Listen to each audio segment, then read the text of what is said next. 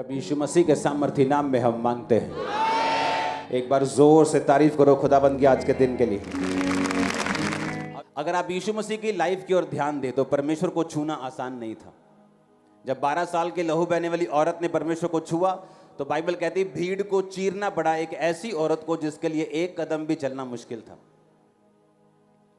और जब जक्कई को परमेश्वर को देखना था तो बाइबल कहती है जक्कई गूलर के पेड़ पे चढ़ गया, जो चुंगी लेने वालों का सरदार था, एक बड़ी पोजीशन के ऊपर था, लेकिन यीशु मसीह को देखना मुश्किल था, इसलिए उसे अपनी इज्जत की परवाह किए बिना, आज का मंत्री लगा लो, पंजाब सरकार का कोई मंत्री, इस लेवल का वो इंसान था, लेकिन यीशु मसीह को देखने के लिए उसे पेड़ पे चढ़ना पड़ा, क्योंकि यीशु मसीह को मिलना, देखना, उससे कुछ लेना इतना आसान नहीं जितना लोग समझते हैं। आपको हमेशा एक मूल्य चुकाना पड़ता है। जहां सचमुच परमेश्वर की प्रेजेंस है उस जगह पर परमेश्वर को देखने के लिए, परमेश्वर से कुछ रिसीव करने के लिए, कुछ लेने के लिए आपको हमेशा मूल्य चुकाना पड़ता है। वो चाहे गर्मी में कई बार बैठना हो, चाहे घर में आने से पहले आपकी फाइट हो आपकी फैमिली से, चाहे सब महीना सारा सही चल रहा हो, संडे के दिन वो पैसों की तंगी हो, चाहे वो कलेश हो, चाहे वो दिमाग का डिप्रेशन हो, चाहे वो कुछ भी हो, शैतान हमेशा आपको रोकता है ताकि आप परमेश्वर की प्रेजेंस में कभी ना पहुंचे और परमेश्वर से उन चीज़ों को कभी ना ले पाएं जो परमेश्वर ने भी आपके लिए सोची और आप भी ये चाहते कि आपको मिले। हालेलुया। 12 साल की लहू बहने वाली औरत अगर ये कहती कि मैं तो हिल नहीं सकती हूं, ना मेरे पास पैसा है, मैंने सारा पैसा अपना खर्च कर दिया, तो काश यीशु मसीह मेरे घर से, मेरे मोहल्ले से कहीं आगे से निकलें तो मैं यीशु मसीह को छू पाऊं और यीशु मसीह से चंगी हो पाऊं।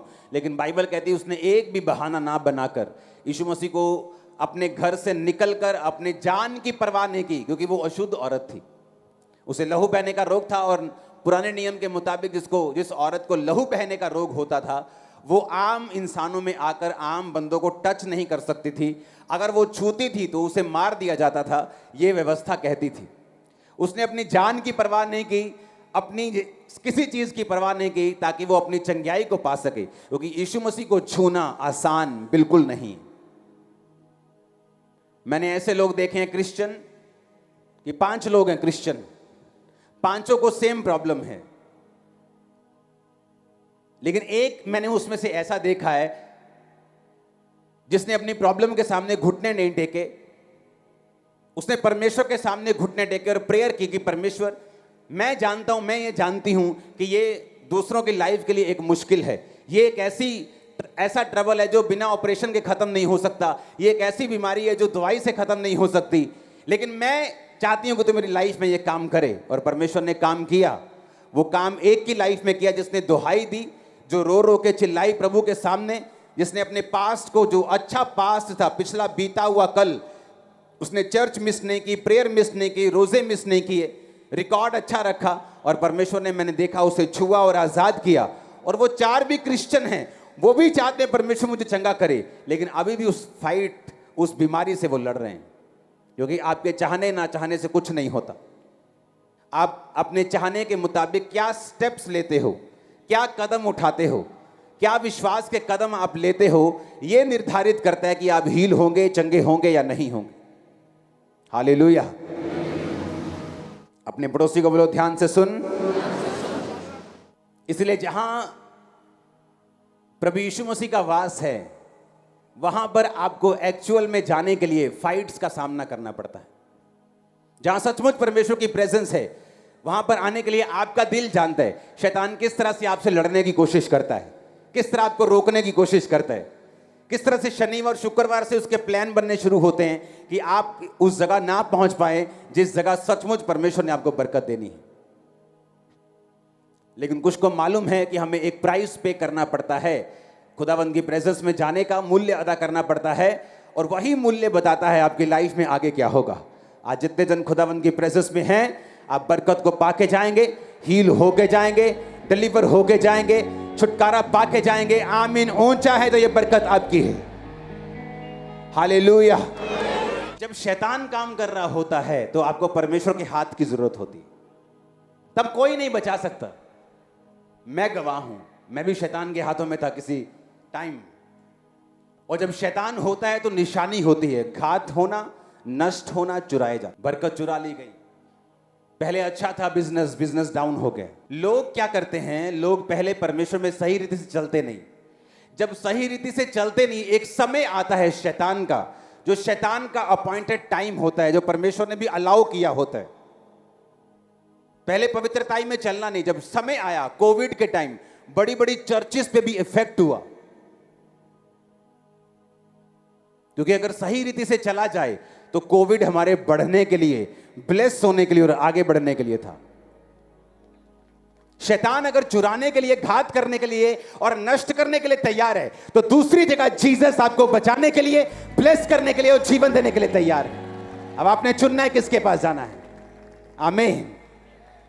यीशु मसीह ने कहा शैतान चुराने के लिए, घात करने के लिए और नष्ट करने के लिए आता है, और मैं आया तुम्हें जीवन देने के लिए और बहुतायत का जीवन देने के लिए। तुम खुद तो बचोगे ही, लेकिन दूसरों को भी बचाओगे। खुद तो आशीष पाओगे ही, दूसरों को भी आशीषित करोगे। खुद तो खाओगे भी, दूसरों को भी खिलाओगे। आमीन। ऊंचा तो बरकत आपकी हो। अय्यूब की पुस्तक 1 उसकी 1 से 12। अय्यूब, ऊज देश में अय्यूब नामक एक पुरुष था। वह खरा, सीधा और परमेश्वर का भय मानता और बुराई से दूर रहता था। अपने पड़ोसी को बोलो, इस धरती के ऊपर इत्तेफाक से कुछ नहीं होता। बोलो फिर से अपने पड़ोसी को,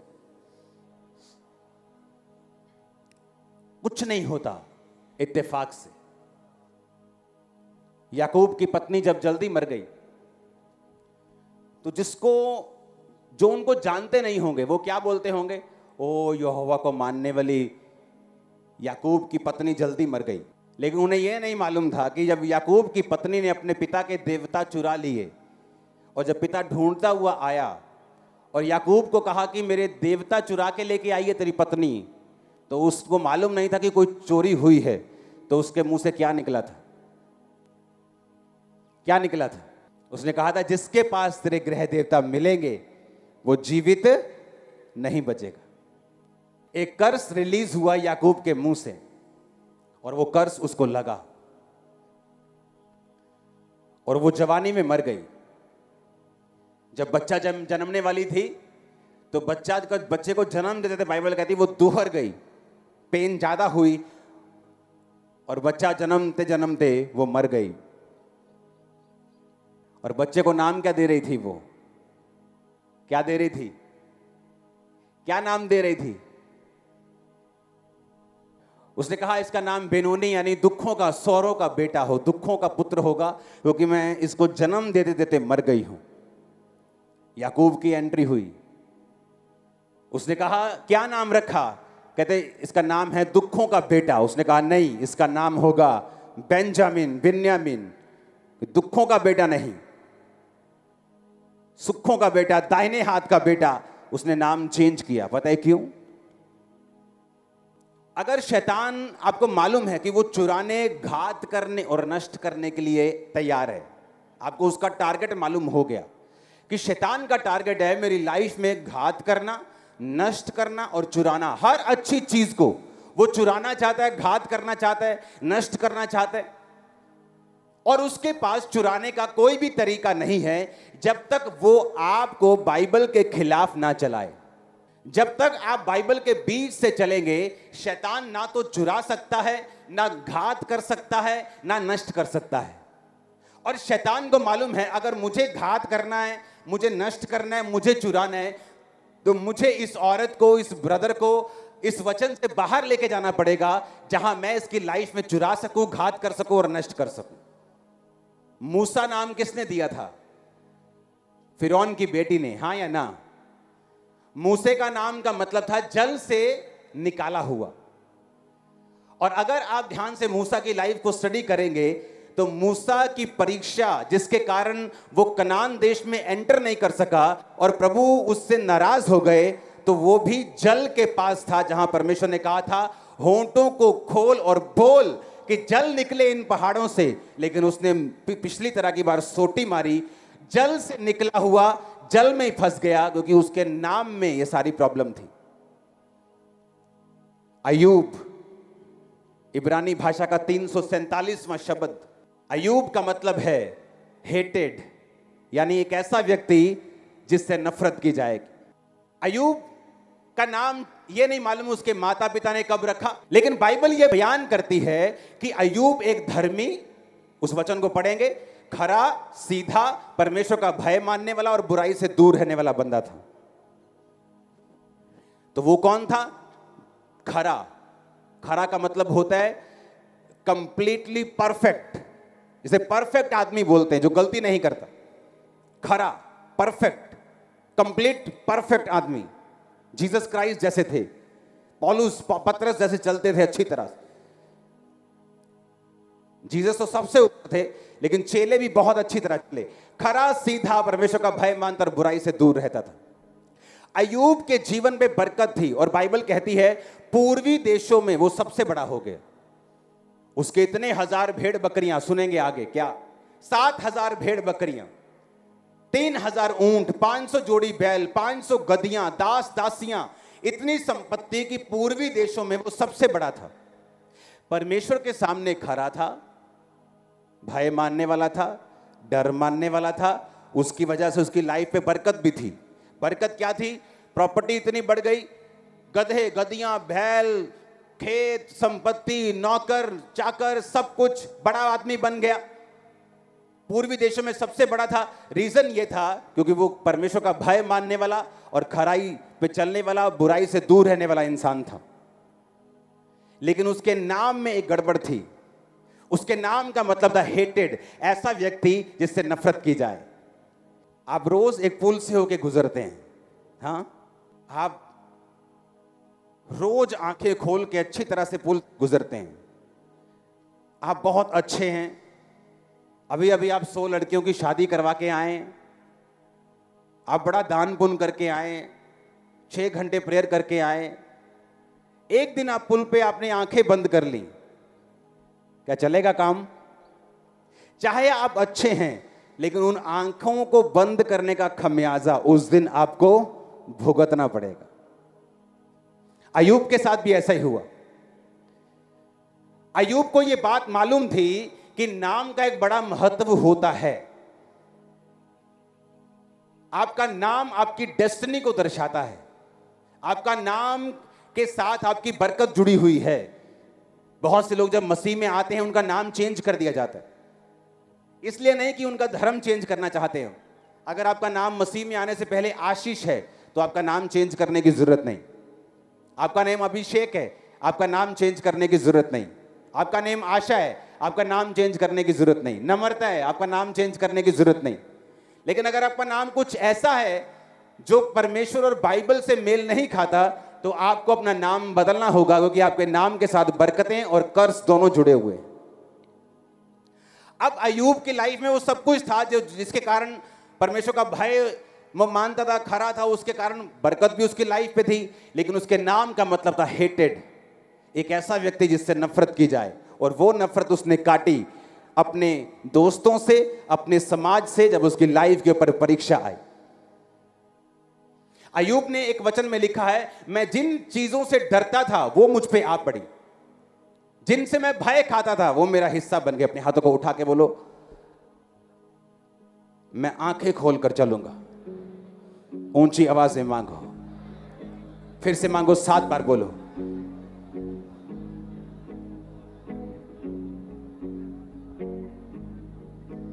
बोलो बोलो बोलो, सब साजी बोलो, सब क्वायर बोलो, आमीन। अब अय्यूब की लाइफ में वो हुआ जिससे वो डर खाता था। एक आदमी था बड़ा धर्मी, और वो एक हॉस्पिटल में काम करता था। और उसका काम था जितने किडनी वाले पेशेंट होते थे जो डायलिसिस करवाने के लिए आते थे, उनको असिस्ट करना, उनका डायलिसिस, उनको मशीन पे लेके जाना, प्रॉपरली डॉक्टर के साथ उनका डायलिसिस करवाने में उनकी हेल्प करनी। तो वो मन में सोचता कि यार मेरे को जिंदगी में कुछ भी हो जाए लेकिन कभी किडनी मेरी फेल ना हो। वो पेशेंट्स को देखता होगा, पेशेंट दिक्कत में होते हैं, कितना उनको दर्द होता है, कितना डिस्कंफर्ट, कितना टाइम उनका वेस्ट होता है। तो वो मन में बोलता था कि मुझे कुछ भी हो जाए लाइफ में, लेकिन किडनी का रोग प्रभु मुझे कभी ना दे, किडनी मुझे नहीं, किडनी रोग ना हो कभी भी। डरता था मन में। कुछ साल बाद उसकी तबीयत खराब हुई, जब चेक करवाने के लिए गया तो उसकी किडनी दोनों फेल हो गई। क्रिश्चियन, आप जिस चीज से डरते हैं उस पे आज इतनी बड़ी जूती मारो कि डर सारा खत्म हो जाए। जिस चीज से आप डरे शैतान को मालूम है। कुत्ते के अंदर एक नस होती है जिससे वो डर का हार्मोन सूंघ लेता है। जब एक आदमी डरता है तो कुत्ते को मालूम होता है ये बंदा डर रहा है, और डरने वाले लोगों के ऊपर उसका रिएक्शन भी अलग होता है। शैतान को मालूम है आपका डर क्या है। मैं ये गलतियां बता रहा हूं, कुछ भी अयूब की लाइफ में ऐसे नहीं हुआ आसमान में या इत्तेफाक से। उसके कुछ गलतियां, उसके कुछ अनजाने में किए हुए कार्य जो उसको भुगतने पड़े। बरकत थी क्योंकि वो खरा और भय मानने वाला था, लेकिन हेटेड भी हुआ, नफरत भी हुई लोगों को उससे, क्योंकि उसका नाम उस नफरत को अपनी तरफ खींच रहा था। कितने मेरी बात को समझ रहे हैं? परमेश्वर ने यह नहीं देखा कि अयूब बहुत खरा है, बुराई से दूर रहने वाला है, लेकिन उसका नाम जो था वो नफरत को खींच रहा था अपनी तरफ। और उसकी पत्नी ने, उसके बच्चों ने, बच्चे तो मर गए, उसकी पत्नी, उसके दोस्त, उसके समाज ने उससे नफरत की कुछ समय तक।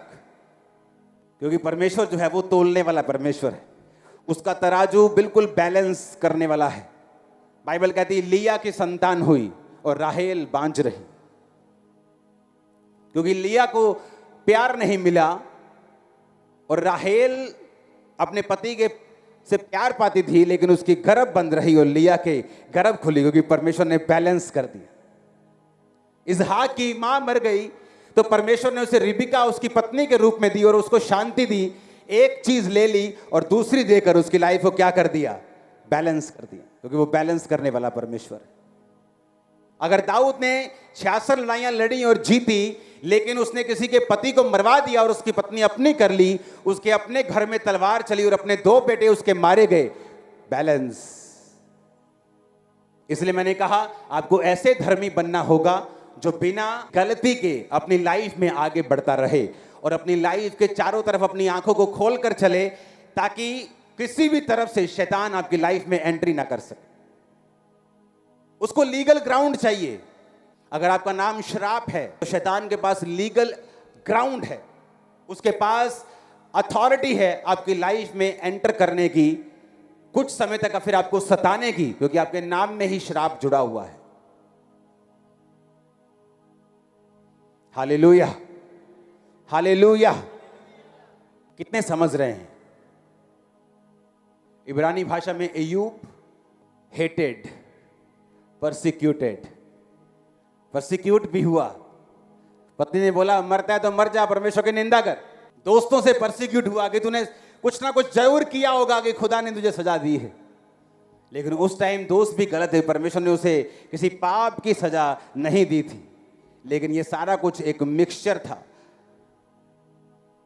अय्यूब कहता जिस डरावनी बात से मैं डरता था वो मुझ पे आ पड़ी। इतनी प्रॉपर्टी इकट्ठी कर लो, बाद में रोज सुबह हाय मेरे प्रॉपर्टी, हाय देखी सवेरे और कब्जा तो नहीं कर ले कहने और जाई होते काका। डर, यही डर एक दिन मार देगा। इसलिए जीसस क्राइस्ट ने कहा बी केयरफुल फॉर नथिंग। कहता किसी भी चीज की परवाह मत करो, किसी भी चीज, किसी भी चीज की परवाह मत करो। हालेलुया। किसी भी चीज की परवाह मत करो, वो कहता है। एक औरत को मैं जानता हूं जो मेरे साथ सेवा करती थी, बोलती थी 2 बच्चे थे उसके, बोलती थी अपने बेटे के लिए इनू मैं सेवा च पाना, और बेटी के लिए बोलती थी ना ना इनू नहीं पाना सेवा च, ਇਹਦਾ ਵਿਆਹ करना। बेटा मतलब बोल दो कि नील बटा सन्नाटा होके भी कामयाब हो गया, और बेटी खूबसूरत इतने की मतलब वर्ल्ड क्या होता है, मिस वर्ल्ड जीत जाए, फिर भी डाइवोर्स के बाद डाइवोर्स होते रहे। खुदा से तुम बोल रहे हो कि नहीं सेवा नहीं करनी, परमेश्वर बोलता ना कर, तू नहीं करेगी तो कोई और करेगा। क्योंकि सेवा करने से जिसको बरकत मिलती है वो तुम ही हो। सेवा तुम्हारे फायदे के लिए।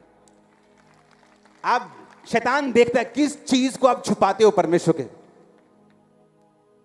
आप पैसे को छुपाते हो। मैं आपको दावा करता हूं वो व्यक्ति जो खुल के कभी परमेश्वर में बोता नहीं, वो एक रियल क्रिश्चियन नहीं है। कंजूस है तो रियल क्रिश्चियन नहीं है, मैं दावा करता हूं। परमेश्वर से प्यार करते हो और अपने बच्चों को छुपा के रखते हो, तुम रियल क्रिश्चियन नहीं हो। प्रभु से प्यार करते हो, अपनी सेहत की परवाह करते हो, तुम रियल क्रिश्चियन नहीं हो। तुम प्रभु से प्यार करते हो और अपने रिश्तेदारों की परवाह करते हो, तुम अभी रियल क्रिश्चियन नहीं हो। रियल क्रिश्चियन को वचन कहता है बी केयरफुल फॉर नथिंग, किसी चीज की परवाह मत कर, मैं तेरे साथ खड़ा हूं। तू बच्चे देगा, मैं तुझे बरकत दूंगा। तू पैसा देगा, मैं तुझे बढ़ाऊंगा। तू अपना शरीर देगा, मैं तेरी सेहत को ब्लेस करूंगा, मैं तुझे लंबी जिंदगी दूंगा। हालेलुया। क्योंकि शैतान को मालूम है जो कुछ आप प्रभु को देंगे वो उसे बरकत के साथ बढ़ा के, ब्लेस करके, सुरक्षित करके, लहू में छुपा के तुम्हें वापस करेगा। उसे मालूम है, इसलिए वो चाहता है कि आप ये बोलें कि हाँ ये चीजें तो खुदा को मैं दे दूंगा लेकिन ये चीजें नहीं दूंगा, ये तो मैं परमेश्वर के लिए कर दूंगा लेकिन ये नहीं करूंगा। Hallelujah, hallelujah. अगर परमेश्वर ने कोई वचन आपको दिया है वो आपकी बरकत के लिए है। अगर वो आपको बोने के लिए कहता है, सेवा के लिए कहता है, कुछ काम करने के लिए कहता है, तो उसका रीजन है उसके पीछे। बिना रीजन के वो आपको कुछ नहीं कहता करने के लिए। उसका रीजन आप ही की बरकत है, आप ही को बढ़ाना है। आमीन। अय्यूब नाम का ही मतलब था हेटेड, परसिक्यूटेड, तो एक दिन उस नाम ने उसका पीछा जरूर किया। मूसा का नाम था जल से निकालने वाला, उसी जल की परीक्षा में फिर से वो फिसल गया। परमेश्वर ने एक आपके लिए स्टैंडर्ड ठहराया है बाइबल के वचन में से, उस स्टैंडर्ड को पूरा आप लोगों ने करना है। अगर आप नहीं करते उसका असर भी आप पे है, अगर आप करते हो उसकी ब्लेसिंग भी आप लोगों पर है। आमीन। कितने समझ रहे हैं आज के वचन को? इसलिए याकूब ने कहा ये दुखों का बेटा नहीं होगा, इसका नाम बेंजामिन होगा, दाहिने हाथ का बेटा होगा। क्योंकि जब भी उसको बुलाया जाता बेनोनी, उसको याद आता कि मैं अपनी मां की मौत का कारण हूं। मैं जब पैदा हुआ था मां मर गई। वो चीज हमेशा उसकी लाइफ में उसका पीछा करती। और याकूब एक आत्मिक इंसान था, उसको नाम का महत्व मालूम था कि एक बार नाम गलत पड़ गया तो सब फिनिश हो गया। हालेलुया। अपने पड़ोसी को बोलो आत्मिक बन। फिर से बोलो अपने पड़ोसी को, फिर से बोलो अपने पड़ोसी को, 7 बार बोलो आत्मिक बन, इसमें तेरा फायदा है। हालेलुया। बोलो बोलो 7 बार आत्मिक बन, इसमें तेरा फायदा है। आमीन, आमीन। आप समझ रहे कि नहीं? इस संसार में कुछ भी इत्तेफाक के साथ नहीं होता। शैतान आपको घात करने, चुराने और नष्ट करना चाहता है। परमेश्वर आपको जीवन देना चाहते हैं और बहुतायत का जीवन देना चाहते हैं। शैतान को एंटर करने के लिए लीगल ग्राउंड चाहिए, जहां आप बाइबल के खिलाफ हैं, जहां आप अनआज्ञाकारिता में हैं या अज्ञानता में हैं, और परमेश्वर को वही नॉलेज आपको देनी है ताकि उस नॉलेज के जरिए से परमेश्वर आपकी लाइफ में काम कर सके। आज के बाद आप अपने बच्चों के नाम ऐसे रखेंगे जैसा आप उनको देखना चाहते हैं। आमीन। आपका नाम भी अगर उल्टा सीधा है तो उसे चेंज करेंगे ताकि वो बरकत आपकी लाइफ के ऊपर रहे। आमीन। आप वो करेंगे जो बाइबल कहती है, क्योंकि शैतान नहीं देखता और परमेश्वर भी नहीं देखता कि ये बहुत धर्मी है, अगर इसने 1-2 वचन तोड़ दिए तो कोई बात नहीं। आप 2 वचन तोड़ेंगे, उसका वो असर भी आपके लाइफ में होगा। आपने दूसरे माने हैं, उसका आशीष भी आपकी लाइफ में होगी। इसलिए उसने कहा आत्मा से शरीर की क्रियाओं को मारोगे तो जीवित रहोगे। बोलो अपने पड़ोसी को, जीवित रहना है तो आत्मा से शरीर के कामों को खत्म करना है। जादू को, टोने को, व्यभिचार को, चोरी को, निंदा को, चुगली को, क्रोध को, विरोध को। आमीन, आमीन। ऊंची आवाज में पड़ोसी को बोलो कुछ भी इत्तेफाक से नहीं होता। फिर से बोलो पड़ोसी को, कुछ भी इत्तेफाक से नहीं होता। आमीन। अपने हाथों को उठाओ। हमारे YouTube चैनल को सब्सक्राइब करें ताकि आप परमेश्वर के गहरे वेदों को जान सकें कि कैसे आप परमेश्वर में बढ़ सकते हैं, कैसे आप दुष्ट आत्माओं से, नशों से, बीमारियों से और वंशों के श्रापों से आजाद हो सकते हैं।